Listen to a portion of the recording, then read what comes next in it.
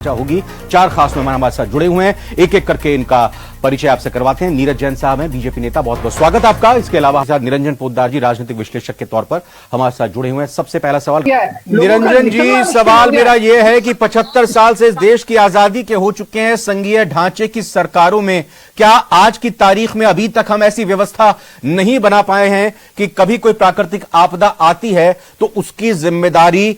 राज्य सरकार और केंद्र सरकार मिलकर कैसे उठाएंगी, वो भी तब जब आपदा आती है और जब आपदा गुजर जाती है। जिन लोगों के घर बर्बाद हुए हैं, मवेशी बर्बाद हुए हैं, उसका आकलन कैसे होगा, कब तक होगा। इसके अलावा जिन लोगों की फसलों का नुकसान पहुंचा है उसका आकलन कैसे होगा, कब होगा। बेहतर यह नहीं होता कि जिस तरीके से एनडीआरएफ और एसडीआरएफ को भेजा गया, लगातार मीटिंग्स का दौर चला, अब एक बार और मीटिंग होनी चाहिए थी। हवाई सर्वेक्षण में कोई केंद्र सरकार के मंत्री आते, मुख्यमंत्री के साथ में बैठे होते, दोनों मिलकर यहां पर जायजा लेते और ये आकलन करते हैं कि हां इतना नुकसान हुआ है, केंद्र इतना शेयर देगी और राज्य सरकार इतना शेयर देगी। इस तरह की राजनीति बेईमानी नहीं लगती आपको?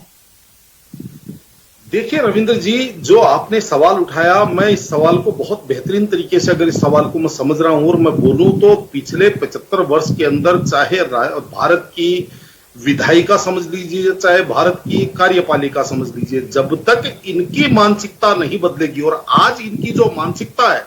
मैं सभी राजनीतिक दलों की बात कर रहा हूं, इनकी ये मानसिकता है कि भारत के अंदर ऐसा सिस्टम बना हुआ है कि लोगों को पानी में धक्का दे दीजिए और जब वो पानी में धक्का दे देंगे तो परिस्थितियों के अनुरूप वो अपने आप तैरना सीख जाएंगे।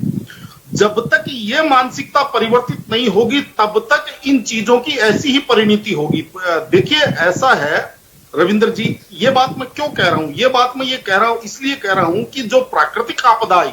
इसको कोई रोक नहीं सकता, लेकिन जिस तरीके से पूर्वानुमान था या पूर्वभाषित था ये कि इस तरीके का तूफान आ रहा है और वो गुजरात के तट पर टकराएगा और उससे राजस्थान के ये एरिया प्रभावित होंगे, तो मेरे हिसाब से जितना इसके अंदर व्यवस्थाएं की गई उससे और बेहतरीन व्यवस्थाएं की जा सकती थी। सरकार पूर्व में इसके अंदर और ज्यादा इंतजाम कर सकती थी। और उसके बाद में सबसे ज्यादा विडंबना या सबसे ज्यादा वेदना कब होती है रविंद्र जी, की आज की तारीख में हम देख रहे हैं कि हमारे पूरे हिंदुस्तान की बात कर रहा हूं मैं, हमारे यहाँ एक ऐसी परंपरा सी चली गई है कि राजनीतिक जो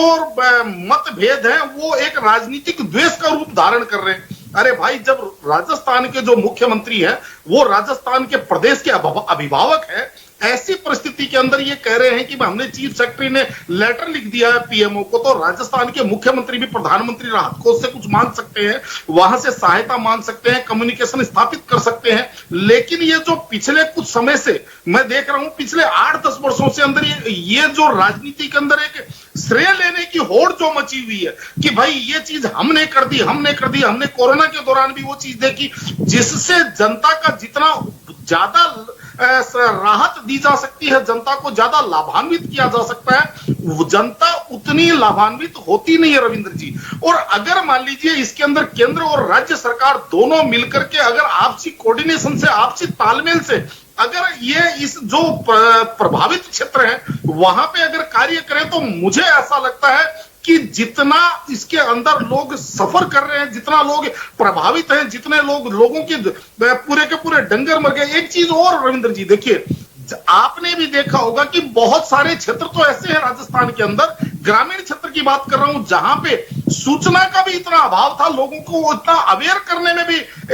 मेरे हिसाब से इतनी कामयाबी नहीं रही कि भाई इतना बड़ा यहां पे भी बवाल होने की संभावना है। तो आप भी अपने मवेशियों को, अपने माली नुकसान को बचाने के लिए इसको कहीं सुरक्षित स्थान पे इसको स्थापित कीजिए या कोई भी आप ऐसी व्यवस्था कीजिए, लेकिन बिल्कुल सही बात आपने यहां पर कही। जी निरंजन, तकनीकी जरूरत है। मेरे पास आज समय इतना ही, साहब और